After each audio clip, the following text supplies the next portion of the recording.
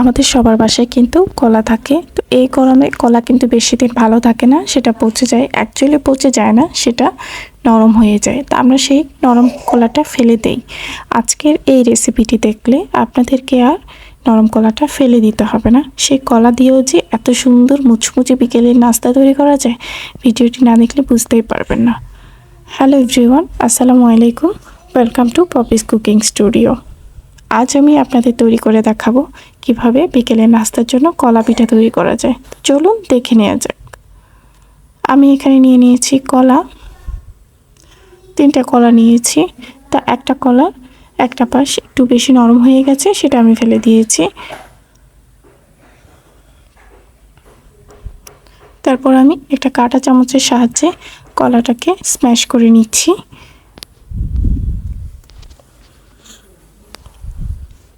কলাটা আমার স্ম্যাশ করে নেওয়া হয়ে গেছে। এখন আমি এর মধ্যে দিয়ে দিচ্ছি চালের গুঁড়া। আমাদের সবার বাসায় সাধারণত এরকম ডালের চামচ থাকে, তো আমি সেই চামচের পরিমাপে 3 চামচ পরিমাণ চালের গুঁড়া দিয়েছি। দিয়ে দিচ্ছি 1 চামচ পরিমাণ ময়দা। তারপর আমি সবগুলো উপকরণ মিশিয়ে নিব। এখন আমি এর মধ্যে দিয়ে দিচ্ছি পানি।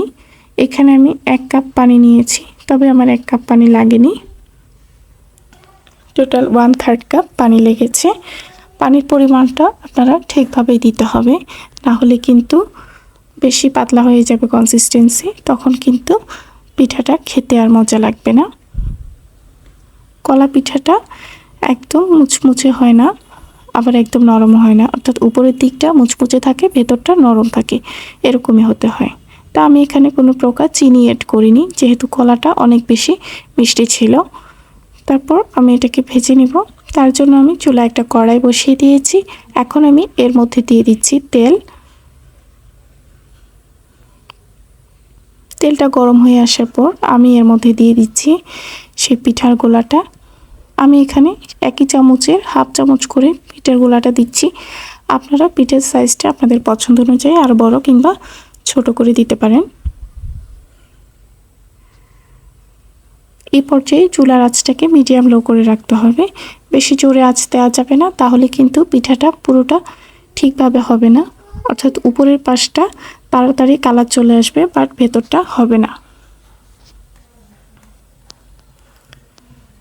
একটা পাশ হয়ে গেলে আমি পিঠাটাকে উল্টে দিচ্ছি।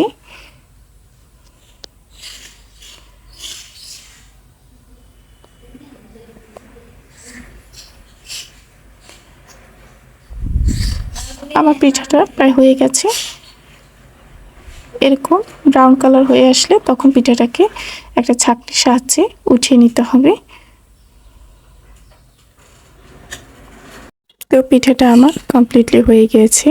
চেষ্টা করেছি আমি আপনাদের সামনে খুব সহজভাবে রেসিপিটি তুলে ধরতে, জানি না কতটুকু পেরেছি। ভুল ত্রুটি ক্ষমা সুন্দর দৃষ্টিতে দেখবেন। রেসিপিটি যদি ভালো লেগে থাকে তাহলে ফ্রেন্ডস এবং ফ্যামিলির সাথে শেয়ার করবেন, আর আপনাদের মতামত কমেন্ট বক্সে জানাতে ভুলবেন না।